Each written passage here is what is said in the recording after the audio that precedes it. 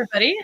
My name is Lee Henderson. My pronouns are she, her, and I am the managing director of Teatro Visión. Welcome to La Hora del Mitote. We're here every Friday at 7 p.m. talking to different artists and activists and community members. And today I'm really happy to be here with Rosalinda and Chuy from the California Academy of Novel and Traditional Arts, which is a community of artists, educators, administrators, and families dedicated to preserving the arts, both traditional and technologically innovative, in order that the awareness of heritage and culture are raised, transformed, and reimagined. And as always, we love this to be an interactive conversation with all of you out there watching. So if you are out there watching and you have questions for our guests, or if you want to make a comment, or even if you just want to say hello, please drop that in the chat on Facebook or YouTube, wherever you're watching, because we would love to hear from you. So Rosalinda and Chuy, thank you so much for joining us on La Hora del Mitote. Thank you, Lee. Thank you for having us. So I want to ask you to just start by introducing yourselves to our community out there. I mean, you can tell us a little bit about yourselves, both as artists and anything you want to share about yourselves just as people. Sure. Thank you very much, first of all, for inviting us. It's quite an honor to be a part of your programming. My name is Chuy Hernandez, him, his. And I originally from Guadalajara, Mexico. I was born and raised in that beautiful city. I moved to the States in 1998. And before I moved to the States, I was actually a part of a children's choir. So I was a part of music pretty much throughout my childhood. We moved to Kansas City for a little bit, and then we ended up in California because this is her hometown. We were immediately engaged in all the artistic activities that California offers to everybody.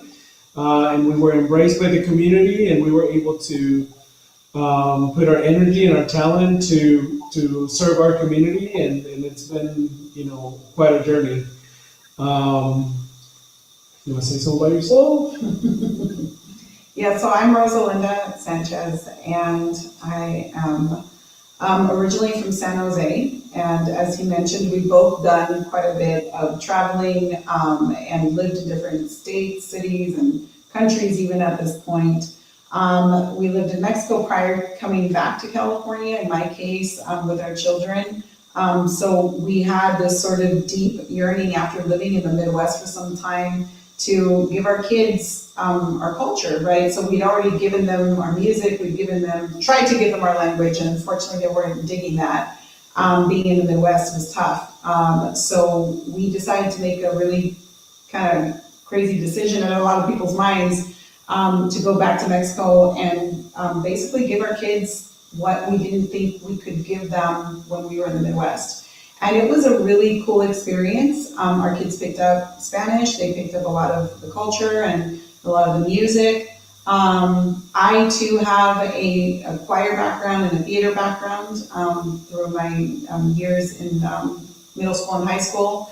And then when we got back to California, we got introduced back into the Mexican Heritage Plaza, where Chuy became a teaching artist first. And then I later became an administrator at the plaza and worked there for several years running the arts education programs.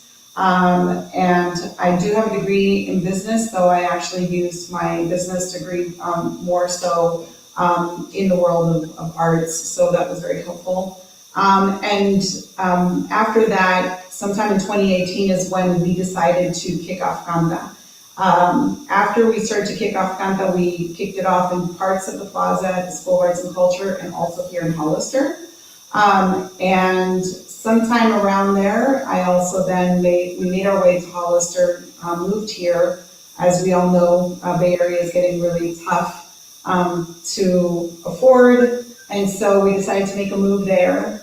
And so there, I then actually recently became an arts commissioner for the city of Hollister.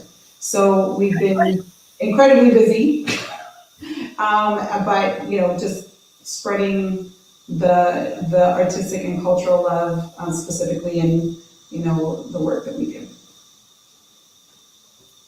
That's great. Thank you. And I think you already started to touch on this, but so tell us the story of California Academy of Novel and Traditional Arts. How did it come that you decided to found this organization? How did that happen for you? So we had been sort of working on a project that involved, mariachi students, and specifically the ones that wanted to learn more vocals. So the School of Arts and Culture had a mariachi program, and I was teaching vocals for them. But then at some point, we just started to get a lot more interest into just the vocals itself. So we created a choir program within the School of Arts and Culture. Of course, the more that we immerse ourselves into, this style of ensemble, opportunities started to kind of, roll our way. And there was this opportunity through Los Lupeños. That we're going to have a series of concerts, and then we're going to begin with one that it was a homage to different dancers throughout the discipline of folklorico, and they wanted to do a tribute concert, and they wanted us to do a collaboration with live music, children's choir, and the choreography for ballet folklorico, which, it's very traditional, but it hasn't been done much lately because, children's choir, they're not as popular anymore as they used to be back in the day. So that's how basically we began. And we had to kind of like really get a little more serious about, being organized as an organization. And so that's how CANTA was born, out of that particular event. Obviously, the more that we,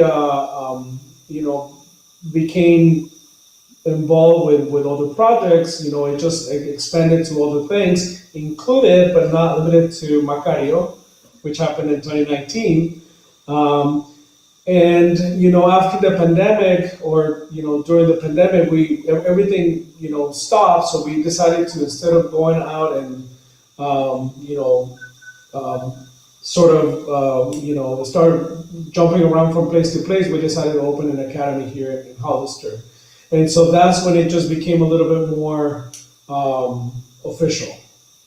As an organization, yeah. So one of the things that happened is when I was running the programs at the Mexican Heritage Plaza, or at the School of Arts and Culture, is that our voice classes at the time were an entree into a pathway of music.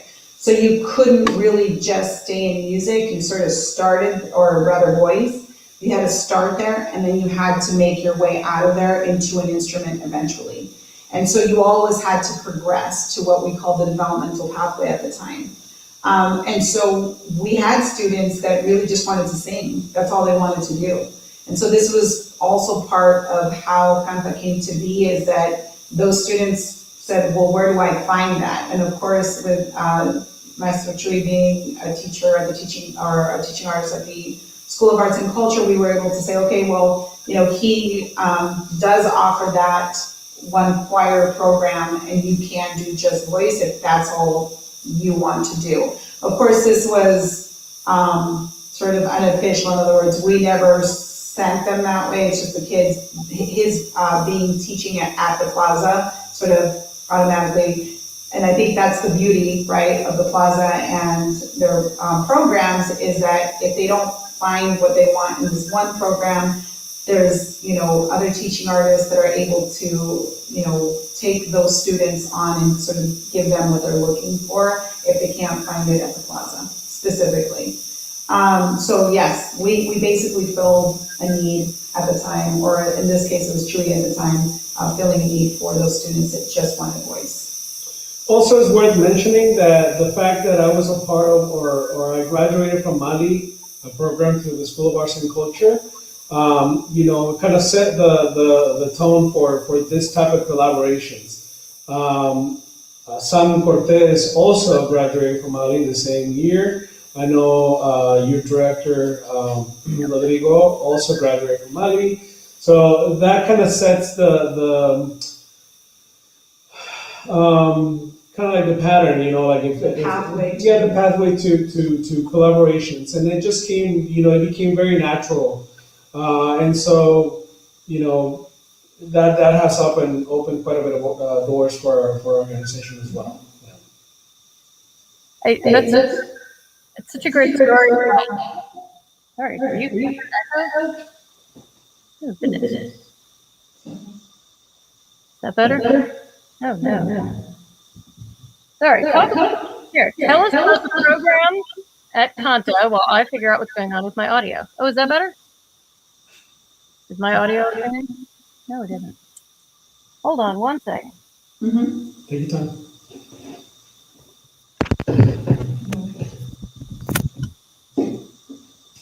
How's that? Oh, yes. Is that much better? Oh, good. Sorry, I don't know what happened there. I didn't even notice the feedback until you mentioned it. Oh, well, now it sounded very bad on my end. I don't know how it sounded to people out there, but hopefully it sounds okay to everybody now. Yeah, it sounds great. Yeah, what I was trying to say is that's such a great story, I think, about what the Plaza does between, you know, Mali, but also the, you know, the willingness to connect students with other teaching artists and build other programs in the community. But I think it's also a really lovely story about, you know, the two of you, that you saw that there was a need that people had and a desire that people had to express themselves in this way.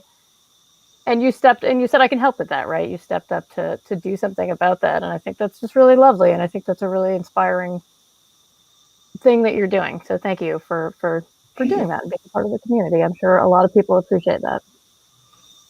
Speaking of which, speaking of people who appreciate you, I want to say hi to Diane, who is out there watching. Diane, woo! Comadre, ¿cómo estás? So we know Diane loves you, and I'm sure a lot of other people appreciate you as well. Diane. So I want to hear more about the specific programs that you offer at CANTA, and I'm going to put up a link to your Facebook page here too at the bottom, so that if people want to connect with you, I think that's a good way to do it. But tell us about the different programs that you have, so people know, you know, if they're interested in learning more or getting involved with you, you know, the kind of things that you offer. Yeah, thank you. So as we mentioned, CANTA started in 2018, and like many arts organizations in 2020 or, you know, early 2020, we realized that we couldn't do anything anymore. And so when we finally were able to open doors again in this new space now, as Chuy mentioned here in Hollister, we decided to just really introduce multidisciplinary art forms that he'll probably go into further as far as the voice and choir, which is always sort of the base that we start with. But we offer ukulele classes, we offer theater, there's percussion class, there is music and movement, so dance forms. So we actually introduce all of these sort of new or traditional art forms, but we're also introducing new ways to sort of approach these things. And for us right now, what we want really is to just introduce the kids to all the different ways that they can express themselves, specifically coming out of the pandemic when, and I say coming out of it because it feels that way, so hopefully it will continue that way. And that is that, you know, everybody has a story to tell right now. Everybody has an experience that they need to express. Our kids, you know, as well as adults, but specifically the kids that are coming through our doors, have been indoors for about a year or more, and unfortunately have, you know, lost a lot of social skills, have lost a lot of things, right? So we know that the loss that the communities have experienced. And so what we're really just focusing on really is being able to give them a space where they can express, you know, all of those things that they went through. But then on top of that, being able to say, hey, but we're also going to give you a sense of normalcy, what things used to be and what they could be and what they're going to look like now in the future. So one of the interesting things is we have is this particular room that we're sitting in right now. is where we do our Zoom classes. So this is what we call our Zoom room. For instance, we had a student that was looking for accordion classes, and we couldn't find an accordion teaching artist, but we found one in Mexico City. So now that student is taking accordion classes from a really great accordion teaching artist in Mexico City. Through our program. Through this program here, right? But what I'm saying is, would we have thought of doing something like that prior to the pandemic? Probably not.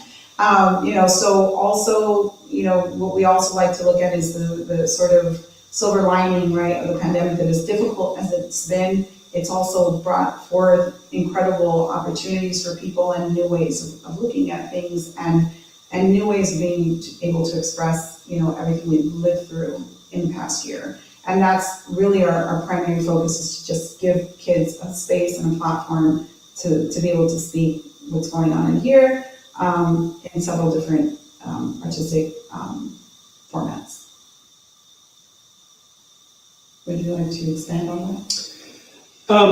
So, we definitely have done things a bit differently, but we're still within the same pedagogy basics and foundation. So the reason why we teach vocals and percussion and movement and a little bit of drama is because we want to create a more comprehensive style of artistic development.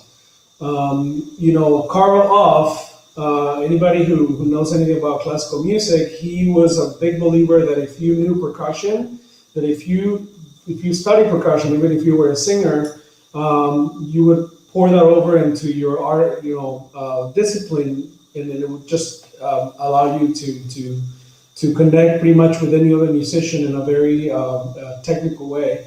So whether you're a guitarist or a pianist or a singer or a violinist, anytime you really study percussion as a basics for music, you're most likely gonna grow on the same column of skill, and it's something that is just very powerful. The same thing with vocals. We want to make sure that you internalize music, that you are the musical instrument, that you become the musical instrument yourself. So instead of teaching you how to play piano right off the bat, or teaching you how to play guitar or violin, we want you to feel music the way it was meant to be. We now think of music of something that it's, it could be fancy, it could be a sign of perfection. It's mathematical, but at the beginnings of all, it was just a form of emotional communication, and it was meant for communities to do it in a community setting. No one was a virtuoso, no one was a perfect violinist or a guitarist or a singer. They were just, express emotions through music. And I think that you achieve that by singing. So we do singing, we do the percussion, and we also the introduction to external instrumentation. We choose ukulele because it's a very humble, very versatile, very loyal small instrument that you can take everywhere. You can share with anyone at any setting, with your grandparents, at school, whatever. It's something that you can just take with you everywhere, and it allows you to become the community musician that we were all meant to be. So it's not necessarily that we're trying to do multidiscipline because we want to offer more than one avenue for students, but we want to make sure that they get a little bit of everything, so that when they jump into the arts, both feet, and they know that this is what they want to do for as a profession, it's going to give them a really good foundation that they can utilize to improve and take it to any skill level that they wish. So whether they want to be, an artist one day for a living, or they just want to find a way to that next thing that they want to do, because we realize that 99% of unfortunately students don't necessarily reach the heights of being the actors and the singers that we see, on TV. But if anything, we're giving them, we're empowering them, right, to be able to speak their voices and speak their truth and speak, whatever's inside of them, so that they can find their way to whatever that thing is that they really want to eventually do in this life. So really, it's just a source of empowerment. And of course, there again, I will stress, for me at least, it's coming out of this pandemic, being able to give them something to sort of say, this is what I need to say, and this is how I can now continue forward into recovery. And as far as the traditional context is concerned, we want them to feel connected to the roots, and we want them to feel connected to their ancestors, and we want them to feel connected with the communities. So that's why we chose, mariachi and some música fina. That's what they call it. For choir pieces that can be. I mean, they have beautiful arrangements that they can be very complex. 2, 3, 4 voice harmonies. But at the same time, we want them to make sure that they understand that. If we understand who we are, where we come from, and we understand the value that we have to offer to our communities, I think that, like she said, that empowers everyone, especially our youth. That's beautiful. Thank you. I'm gonna put up a phone number. I'm hearing that echo again. Are you hearing it? A little bit, but it's not a lot. That's so strange. I don't know why that's happening. Anyway, this phone number, I think, is also a good way to contact you. So I'm going to put that up there for a while in case there are folks out there who like what they're hearing and want to learn more. And I also want to take a quick minute to say hello to some other people who are out there watching. So Jean-Pierre says hello. Thank you so much for the work that you're doing. Such an inspiration. And thank you for opening the space for everyone to express themselves. Such a nice. Absolutely. And thank you for watching. And then we have Rosanna saying, yay, Molly Class 9 with Chuy. I think that there are so many people from Molly classes that we hear from when we do these streams, because we've had a lot of alums from Molly on different La Hora del Mitotes as well. So, again, I think that's just a huge tribute to the impact that the program has and the impact that all of you who have gone through the program are having in this community. So it's great to hear from you. And then we also have Jean-Pierre again saying, so delighted to have the great opportunity to work with you both and to have the chance to meet great human beings that you are. Thank you. I think you've already started to touch on this a lot. You've talked about why you think it's important for your students to be learning art, and specifically traditional arts. I'd love you to expand on that if you have other thoughts. And also, something I think is really interesting about the way you describe the work of CANTA is that you're also talking about transforming and reimagining heritage and culture. And I think that's really fascinating too. So I don't know if you want to add anything about what that means to you. What does it mean to reimagine culture, and why do you think that's important in the work that you're doing? So we definitely know that, tradition for a lot of people clearly means a lot. For you to be able to sort of draw back on your experiences, yes, of your ancestors, of your grandparents, of your parents, and to be able to say, I'm doing this too. We were just talking about baking. I shared that with, a very dear family member of mine. I would have never thought I would bake in my life, and she taught me that. It was just a way for she and I to really connect, and now I pass that on to my daughter, and now my daughter bakes, and these are traditions, right, that are handed down that you connect, right, and you find identity, in those things. I think of my grandmother and all the times I went to Mexico and braided her hair, and she told me 100 stories about Michoacan and the rivers she'd swim in, and just all these beautiful sort of stories that you just get from brushing another person's hair. So all of these practices being tradition, right? And of course, you get into what we're talking about now, which is the music and the artistry and all of these things that, definitely enrich your life, but they are, in essence, who you are. I was just actually having a discussion with my daughter today about a song that Luis Miguel put out that she really loved when she was little. México, ¿cómo se llama este? El Viajero. El Viajero. Mm-hmm. And it's about Mexico and just every part of Mexico and what it is and the food and the people and the music and songs. And I told her, there's a line that says, "Tengo Mexico en la piel," it's in my skin. That's what tradition is, right? It's in your skin. It's in your every, fiber of your being and every part of your DNA. And so, when you're able to draw back and look at that and say, this is who I am, that's when you feel grounded. That's when you feel connected. That's when you feel a part of something that's, greater than yourself, that makes you feel like I matter, right? And I'm doing something amazing here because I'm a part of this larger thing. And what I do affects this group of people. So you become more responsible for that. And you become more, and you find pride in that, and you find love in that, and you find joy in that. And so this is exactly, why tradition is important for us, why keeping the music alive, keeping, the danza alive, and keeping all of these arts is incredibly important to continue to pass on to other generations. So they never forget who they are and where they come from, because that's where empowerment is born. But of course, as we move on, we realize that the world is changing, and we realize that, if we don't evolve with it too, we can sort of, get left behind in all sorts of senses, right? I do recall actually one very interesting conversation I had with a colleague where we were discussing food, right? What should we put out for this event?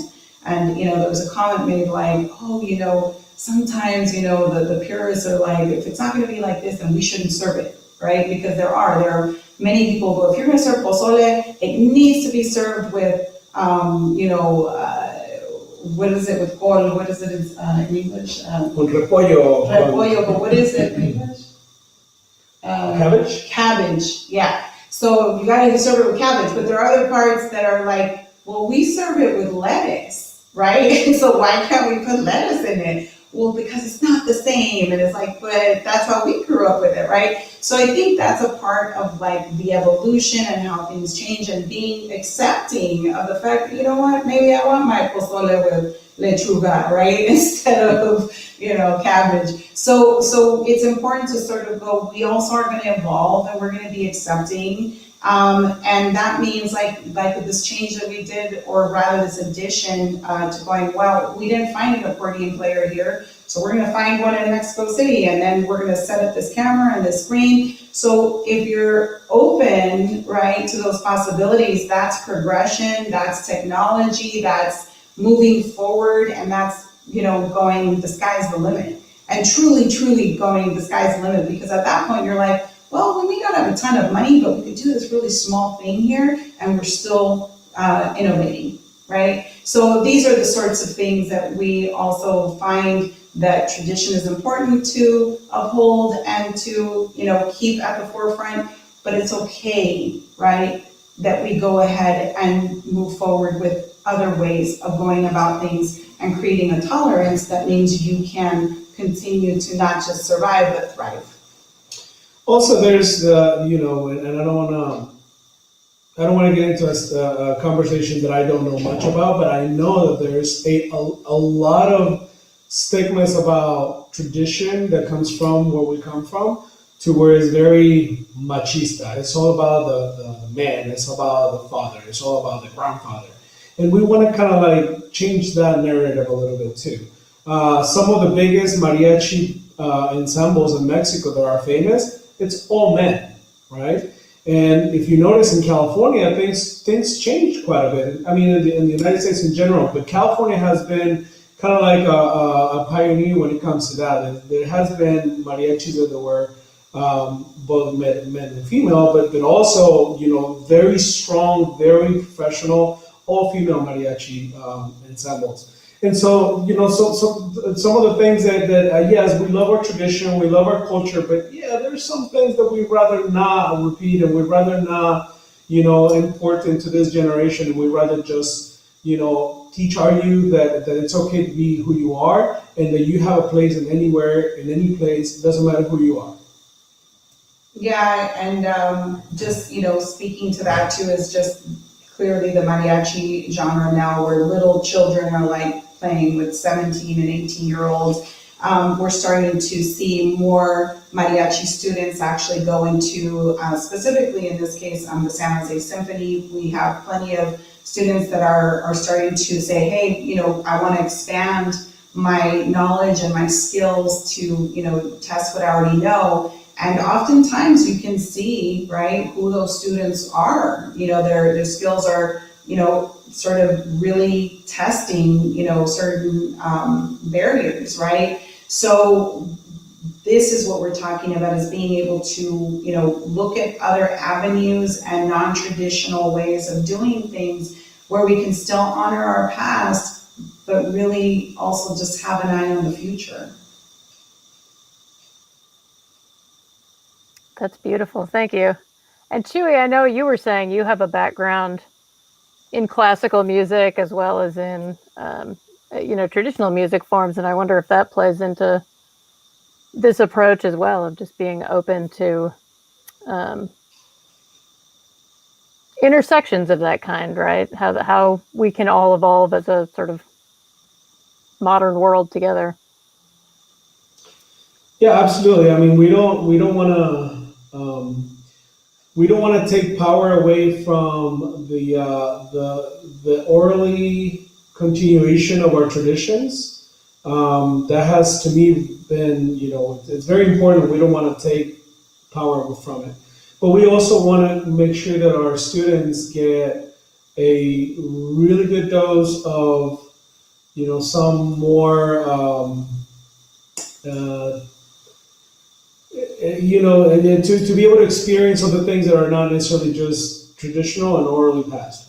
And so we do teach a little bit of theory. We do teach a little bit of, our singing program is pretty much based on classically technical singing.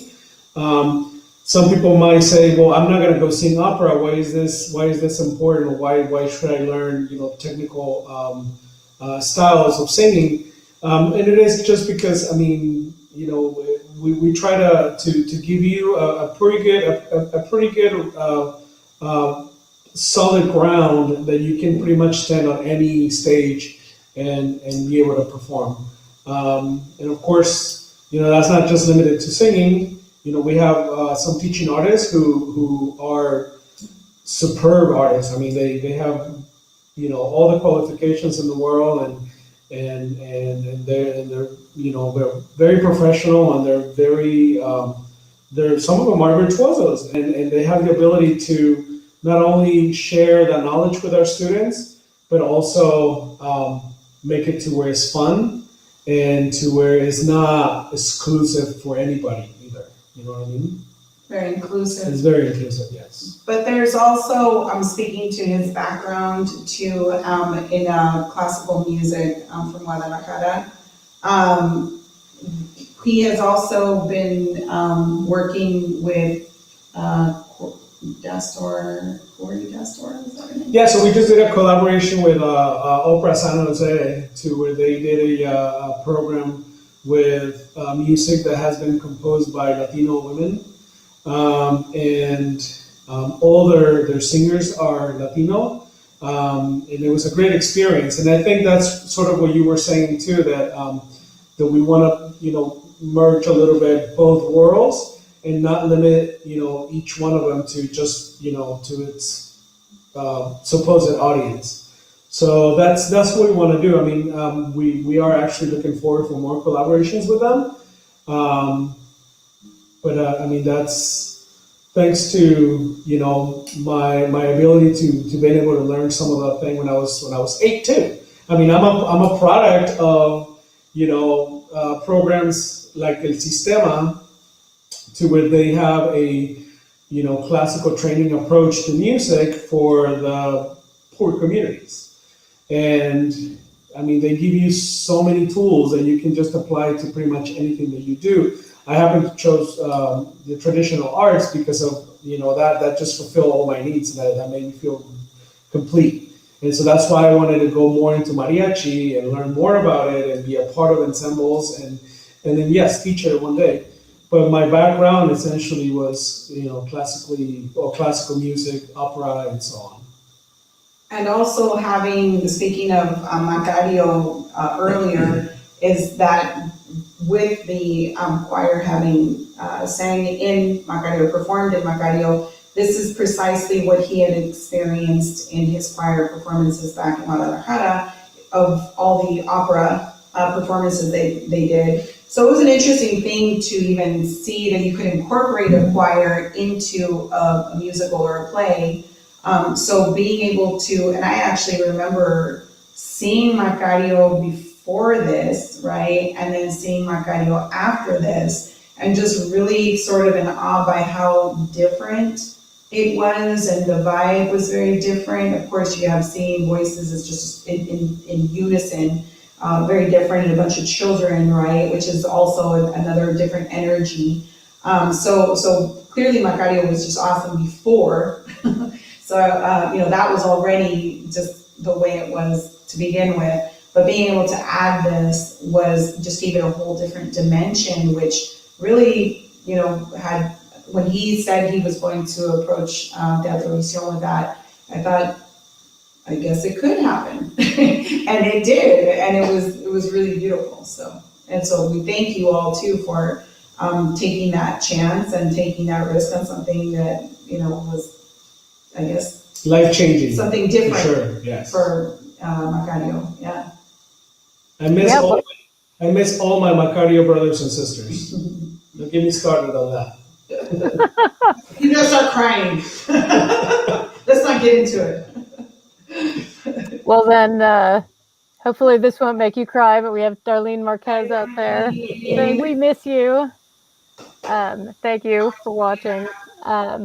And then I also want to lift up, we have a really lovely comment from Rosanna here about what you were saying earlier. And she's saying, passing on the love and legacy of Cultura while letting go of some of the problematic baggage to reaffirm inclusion and community. Beautiful and increasingly important, especially with the changing landscape of our Bay Area communities and the ripple of complex and complicated impact that has on spaces like Hollister. Exactly what she said. Yeah, that's it. We're done. Thank you, Rosanna. Thank you, Rosanna. Yes, I mean, thank you. That's for such a thoughtful and insightful comment for sure. And just a reminder again to anyone out there watching, we love your questions and comments. So please do feel free to join the conversation, add your own thoughts, ask your own questions. We love to hear from all of you. That's interesting too that Rosanna made that commentary about Hollister. So I actually attended a march with Rosanna I think it was last year, I can't remember, in terms of, it had to do with education and a lot what's going on with, distance learning and this kind of thing. But it is, it's a very different world in Hollister in terms of the arts. We know that in general in the Bay Area and these areas, the art sector is a very kind of small thing, and a small group of people that are, literally sort of clawing every day to keep it alive. And especially after the pandemic, it's that much harder. For sure though, so many dynamics that occur politically and all of these things combined make it, I think, even that much harder for the arts to make its way and to sustain itself. Given that there's so many other things going on. But if anything, what we have seen is that there are, for instance, this art commission that I am now a part of did not exist before. It's a brand new thing. It's the very first art commission that they have here. They had one years ago, and it sort of fizzled out, and so they hadn't had one for a long time. There is the San Benito Arts Council here, and they've been doing a lot of really good work, but this is the first time that this commission came to be after I don't know how many years. So there is this sense, and I do believe that a lot of our politicians and a lot of our government officials and a lot of our educators understand that the arts are absolutely crucial and necessary to get the economy going, to get the world back into a place of some semblance of normalcy and recovery. And so that even though, yes, Hollister has experienced a lot of these things, I think they're also just really ready, right? And we're also in a very huge growth mode here. So we have had lots of families walk through the door. They're just like, I don't want to drive to San Jose. I don't want to drive to Salinas. I don't want to drive to Watsonville. I want to be in my city, in my home, and take my kids somewhere that's quality, that I trust, but it's here in my backyard. And I think that's the thing that we feel really proud of, is to be able to, and very fortunate and very blessed that we could say, you know what, we can now do this in the place where now we live, and now we, are raising our children. But on top of that, you hear some of the same names, like, you hear the Castellano family. I was doing a lot of work out here too, and supporting, a lot of the work arts education is happening out here. So I believe also that even though we have the supporters of the arts in the Bay Area, they're kind of reaching out their arms and going, where else can we help? And they are reaching out to San Juan Bautista. Clearly it's hella cool to be right next to Teatro Campesino, and being able to, at least have some access to what has happened before the pandemic and what's now starting to evolve after the pandemic. So there's just so much really cool things that I think too. There's a strong desire to bridge Hollister, Gilroy areas with, the main Bay Area and Silicon Valley. And I think it's possible. And I think these are the things that we still have, a lot to look forward to in the horizon. I think that's fabulous. And I think I didn't know that the Arts Commission in Hollister was brand new. Yeah. So I think that's huge, and that's fantastic. And I'm glad that, they have you to be a part of it. Thank you. And I think I'm going to go to my next question. I think you're starting to get at this, is what are your hopes for the future at CANTA? What are your plans, sort of immediately, and then, in your sort of big picture vision for the future, what would you love to see in the long term as this organization? So, well, first of all, I really want to thank some of the families that actually live in San Jose that have been driving to Hollister once a week to be a part of our project. We made a call and they answered. They showed up. They truly, gave us a boost and got us up and running. And we couldn't have done it without them. I mean, we were very blessed to be a part of this community. And there's been, you all know who you are, and we love you and your families. And we appreciate everything, all the kind words from anyone who ever said, you can do it, go for it, you'll do great, awesome, thank you for doing this, and all the positive, good vibes, everything that has come our way because we decided to make this step. So, I think that the most important thing for us right now is to maintain that commitment to those families, to maintain that commitment to our community, to maintain the commitment of being true to ourselves and always give our best and maintain good quality of everything that we do. That is related to the music, to the drama, to our community engagement programs, to our just in general the things that we do to make sure that everything that has to do with our organization it's positive and it's for love, out of love, and for the love of our communities and our families. So as far as professionally speaking, I think that as long as we can have more collaborations with organizations such as yours, and because that gives us the ability to be a part of something that teaches us always something, and that helps us to grow and allows us to provide those opportunities and those experiences for our students. As long as we have and we maintain the respect, the support, the opportunities, and the love of our community and organizations that are collaborating with us, I think CANTA is going to be well and alive for a long time. So yeah, echoing a lot of, I think you're hearing the word community a lot, and I absolutely know that Chuy and I absolutely picked that up truly at the School of Arts and Culture. We got to experience what that meant, because a lot of what he's talking about now, the families from San Jose that continue to support us and that supported us at the very beginning, it was exactly that. It's what we, again, in a Sistema terms called the nucleo, right? Where everybody pushes forward together, everybody is there for each other. And yes, and sometimes some of us have to go off into a different, path, but regardless, they continue to support us the whole way through. And so, we're incredibly grateful for that, absolutely.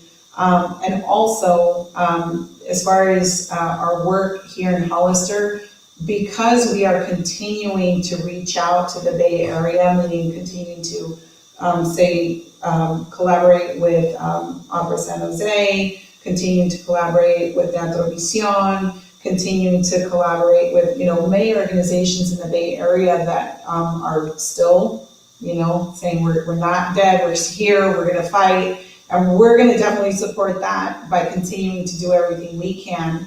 And yes, being in a place like Hollister where the arts, are still sort of making its way, I also want to really say a public thank you to both the mayor here, Ignacio Velasquez, and Roland Resendiz, which is also where we live, the council representative. They've both been very supportive of the work we're doing. Specifically, I was actually the mayor's pick for this position, so I really am very grateful for that opportunity. And I just want to say that everybody who gave us an opportunity, who taught us what we know today, I know that I'm so excited to continue to do work in the east side of San Jose and continue to work with the San Jose residents. That's my home and my heart, and it'll always be. But Hollister now is our other home, and we're just joyful to be able to give back. And yes, what he continued to say, that as long as we continue this idea that we will preserve our tradition, but we'll continue to have an eye on the future, listen to our kids, listen to our communities. And when I say our kids, I listen to my own kids, right? They tell me what's cool, what's up, what's right on, and we're like, okay, but let's explore that, so we by all means want to continue forward into the future, and continuing to carry our stories forward for as long as we're able to here, and again, bridging to San Jose and beyond. And while we're on the subject of collaborations, I should note that as you mentioned, we were fortunate and honored to have a youth choir perform as part of our production of Macario back in 2019, which was actually our last live stage production before the pandemic. But also that our production of Esperanza Rising, which everyone will be able to watch starting a week from today, actually. And I'll put up the link because I hope everyone will watch that, because that also features music courtesy of CANTA. So I don't know if you want to say anything about that or what that experience was like. Oh gosh, well. Or not, you don't have to. Almost got a divorce. No, we did spend a lot of time working on it. We really wanted to make sure that it was up to par of the standards and the quality work that Teatro Visión is known for. So it was a I think the expectation was right where it needed to be, and we did our truly best. I'm very excited about it. I want you to know that this is our first production that we actually recorded in our studio. Yes. So it was my first time music producing something. It was my first time working with different, artists, recording different things. Though it was a bit stressful from time to time because you're working with people and people have schedules and they have conflicts sometimes. But for the most part, I mean, now that it's done, that it's over, and I'm looking forward to see it in actual performance. It was an amazing experience. We also had a true gift. I mean, so Erwin Rios, who was Juan Gabriel's sound engineer for years, and he recorded lots of things for him, and he traveled to every live concert that he ever did up until he passed away. He relocated temporarily to Northern California. So as soon as we were going to open our space, we had conversations about the possibilities, the things that we could potentially do together, our collaborations, and our very first project that we agreed upon doing together and to kick off our new relationship was Esperanza Rising soundtrack. The pictures speak for themselves. You can tell that at the end of the day, everybody became closer friends. And we ate a lot of pizza, gained a few pounds. Yeah, especially me. I lost my beard in the process. Yeah, he lost all his hair. And I made my debut again. But she actually had what would you say that? I was featured. Yeah. I hadn't sang in years, and I was finally asked to do something, and I couldn't believe it. Finally, I mustered up the strength and the courage to jump in those waters again. So that was also thank you guys she had a special for giving me that opportunity to use the vocal cords again one last time. Oh, I hope it's not the last time. No. So, I'm sure that you probably have all the credits in there. I don't have them in front of me right now, but I would hate to mention some and some, omit by accident. But it was truly a, amazing experience. And again, with and this is all Diana's fault, of course. Okay. Blame it on Diane. Because she'll call me and be like, "Hey, are you willing to do?" Yes, you are. That's it. I mean, she doesn't even tell me what it is, and she just assumes that I'm going to do it, and of course I'll do it because it's Diane. That's why would I do it? But it was an amazing experience, and I want to thank you all for that. And I hope that it does justice to the rest of the work that you guys done, of course, because. I haven't seen it, but I'm sure, positive, that it's going to be amazing. Yeah. Well, and thank you so much for doing that, because yes, I will say I actually was just watching a rough cut of the video before this stream, and it sounds beautiful. All the people involved did a beautiful job. I'm so excited for people to be able to see this, and the music that you recorded is just so. It makes such a huge difference in telling that story. So we appreciate you, and thank you so much for being a part of that with us. Thank you so much for having us. Thank you. Oh, we also want to give a shout out to Yvette, which was on your guys' show a couple days ago. She's one of our newest teaching artists. She's actually teaching her first class this Saturday with Inclusive Arts Education. She's awesome, and we thank you also for having her on the show. Fabulous. Fabulous.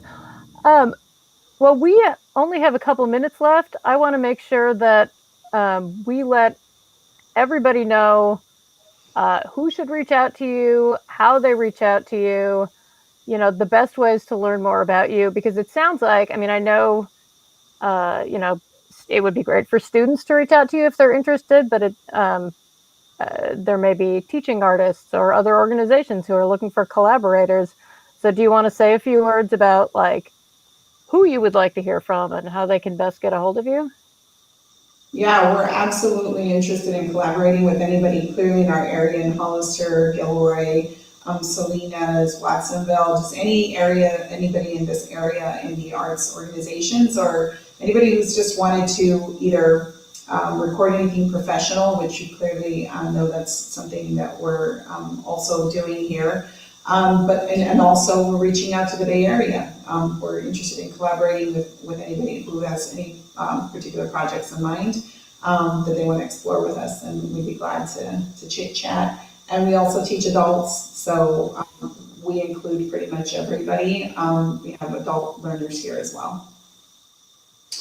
Yeah, and so I mean, truly, the best way that you can support us and continue to help us is just go to our social media platforms, like what you see, share it, and just try to talk about our program with other people that might be interested. If you see anybody who is looking for quality arts education for the children, please send them our way. And definitely teaching artists. We're Definitely big supporters of keeping teaching artists here and not moving away. Yeah, So that's a good. that's to us too. I'm going to put up your flyer here real quick, just so people can get a little sense of the breadth of offerings that you have too. Look at those faces. Oh my gosh, I miss you all so much. All so much. Oh my gosh.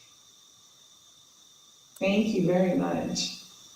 Yeah, well, I think we are just about out of time. So I just want to say a huge thank you to Rosalinda and Chuy from California Academy of Novel and Traditional Arts for joining us on today's La Hora del Mitote. I think it's really been inspiring for me, certainly, and I'm sure for everybody out there too, to hear about your story and the great things that you're doing for your students and for your community and for all of us, really, honestly. So thank you for being here. Thank you to all of you who are out there watching and joining the conversation. It's always wonderful to hear from all of you as well. It's been a real pleasure. And as you know, we're here on La Hora del Mitote every Friday at 7. So hopefully we will see all of you next week at the same time. And until then, be safe and be well and have a good night. Thank you, Lee. Thank you.